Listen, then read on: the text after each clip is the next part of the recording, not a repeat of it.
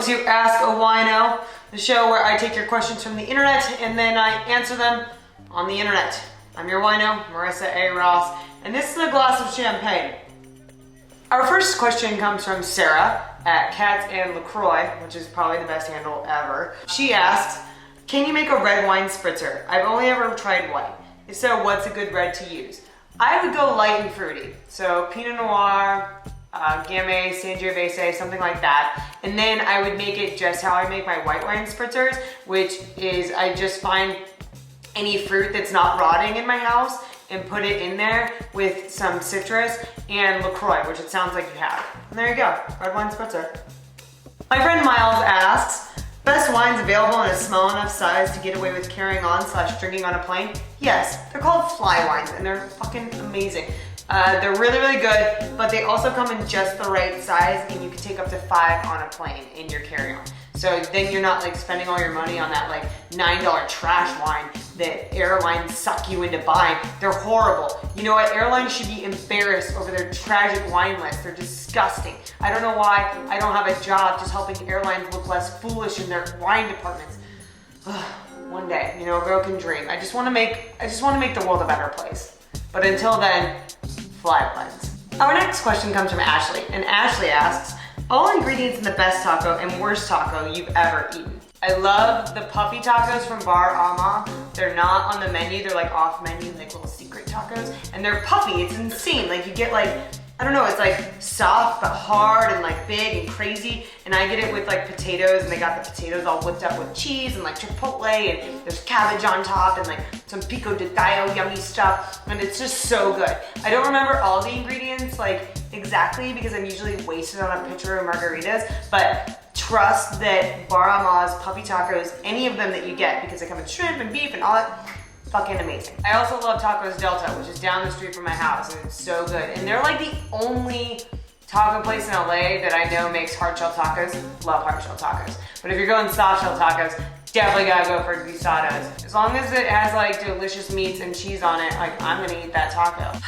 The worst taco I've ever had, I was hungover and went to Del Taco, which is something I do pretty frequently when I'm hungover, and I went to get what I always get, a combo burrito and 2 macho tacos and a cherry coke. And I ordered that extremely hungoverly, and then the woman comes back with, we don't serve macho tacos anymore.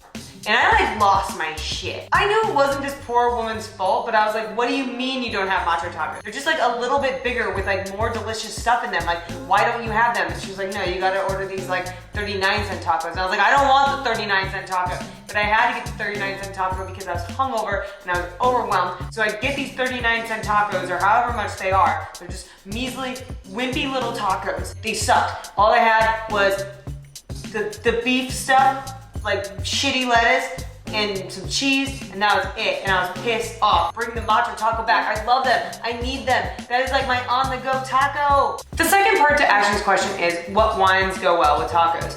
Well, you can always play it safe and go with Riesling, but I say, fuck that. You know you want a margarita or a Tecate or a shot of tequila or mezcal or something. Like wine and tacos, it can go, but why? Our next question comes from Chelsea, and Chelsea asks, how to spit wine in a tasting and still maintain some level of decorum? No way. You're either like, and like just like spitting it out, or you're like, and it's like dribbling out of your mouth. It's gross no matter what. That's why I always just swallow.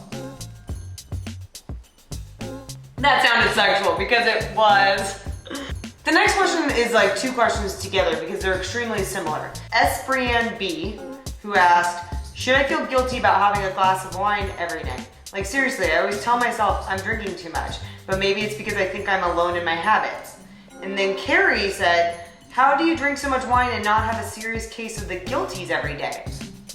I don't think it's weird to have a glass of wine every night. There's plenty of studies that say a glass of wine every night is good for you. I mean, I have like 8. I'm not gonna say that that's particularly good for you, but I also don't feel guilty about it. The only reason you should ever feel guilty about your drinking is if you're pounding back vodka sodas from 10 a.m. on and you're shirking your responsibility and ruining your career and ignoring your kids and fucking up your friends' lives and being an asshole. Like that's when you should feel guilty. That's alcoholism and you need to get your shit figured out. But you shouldn't feel guilty about drinking some wine, because I sure don't.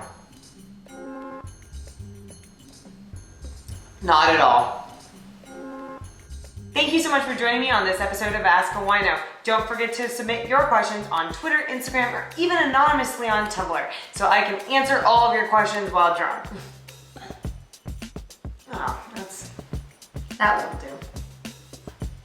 See you next time, because I gotta go get more shit in. And because it's over.